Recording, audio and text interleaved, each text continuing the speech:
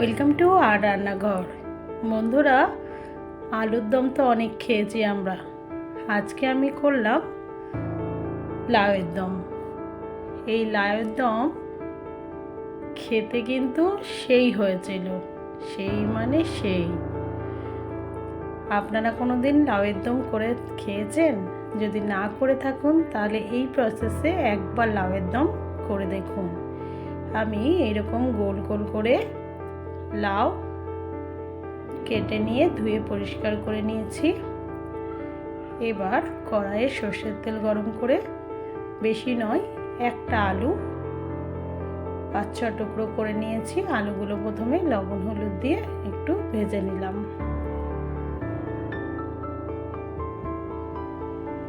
এই লাউয়ের দমটা অসাধারণ খেতে হয়।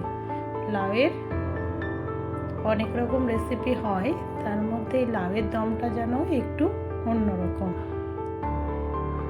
দেখুন আলুগুলো ভাজা হয়ে গেছে। এবার ওই তেলেই আমি রান্নাটা সেরে ফেলবো। আমি প্রথমে দিয়ে দিলাম একটা তেজপাতা, 2টো শুকনো লঙ্কা, লবঙ্গ, এলাচ, দারচিনি, গরম মশলার মধ্যে 1 চামচ গোটা জিরে, একটা বড় সাইজের পেঁয়াজ কুচি করে নিয়েছিলাম, সেটা দিয়ে দিলাম। পেঁয়াজটা একটু ভেজে নিলাম, লাল লাল করে একটু ভেজে নিতে হবে, একটুখানি সময় দিতে হবে। এরপর দেখুন একটা টমেটো দিয়ে দিলাম। একটা টমেটো কেটে আমি দিয়ে দিয়েছি। এবার দিলাম 1 চামচ আদা বাটা আর 1 চামচ রসুন বাটা। দেওয়ার পর আদা রসুন বাটা দেওয়ার পর একটু কষিয়ে নিয়ে এবার দিলাম স্বাদ মতো লবণ, 1 চামচ হলুদ, 1 চামচ জিরে গুঁড়ো, 1 চামচ ধনে গুঁড়ো এবং 1 চামচ কাশ্মীরি লঙ্কার গুঁড়ো দিয়ে একটু ভালো করে কষিয়ে নিচ্ছি। দেখুন কষানো প্রায় হয়ে এসছে, টমেটোগুলো এর মধ্যে সেদ্ধ হয়ে গেছে।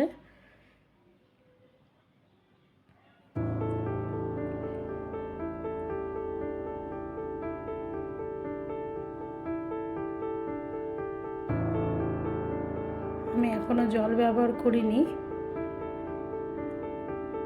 এবার যখন মশলা কষা হয়ে গেছে তখন আমি কেটে রাখা লাউগুলো দিয়ে দিলাম।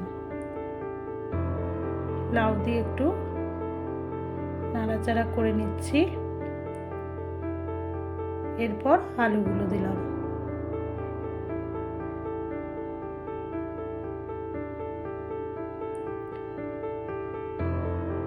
লাউ আর আলু দেওয়ার পর আরও একবার ভালো করে মিক্সড করে নিই। আমি এই মোমেন্টে এখনো জল ব্যবহার করিনি। লাউ আলুটা একটু বেশ মিনিট 4 মতো আমি মশলার সাথে কষিয়ে নিয়েছি। দেখুন এবার আমি জল দিলাম। লাউ আর আলু সেদ্ধ করার মতো জল দিতে হবে।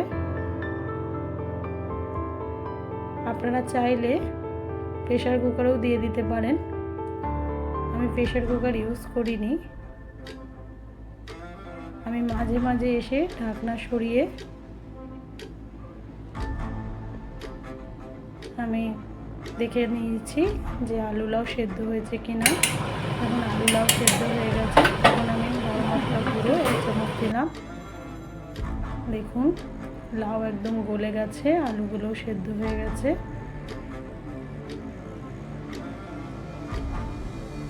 উপর থেকে একটু ধনেপাতা কুচি দিয়ে দিলাম। দেখুন আপনারা চাইলে আরও একটু শুকিয়ে নিতে পারেন, কিন্তু আমি একটু ঝোল ঝোল রেখেছি, কারণ সকালবেলায় রুটির সাথে আমি এই লাউয়ের দম আজকে পরিবেশন করেছিলাম, সেই জন্য একটু ঝোল ঝোল রেখেছি। আপনি বলুন রুটির সাথে বলুন, পরোটার সাথে বলুন, বা ভাতের সাথেও খুব ভালো লেগেছে এই লাউ আলুর দম। আলু নেই বললেই চলে, শুধু লাউয়ের দমই বলা যেতে পারে এটাকে। আপনারাও এইভাবে লাউয়ের দম করে দেখুন, খুব টেস্টি হবে এবং খেতেও ভালো লাগবে। একই রকম রান্না থেকে সরিয়ে একটু যদি অন্যরকম খাওয়া যায়, মুখের স্বাদও ফিরে আসবে। আপনাদের যদি আমার এই রান্নাগুলো ভালো লাগে, প্লিজ অন্যদের সাথে শেয়ার করবেন। ভালো থাকবেন, সুস্থ থাকবেন। Thank you.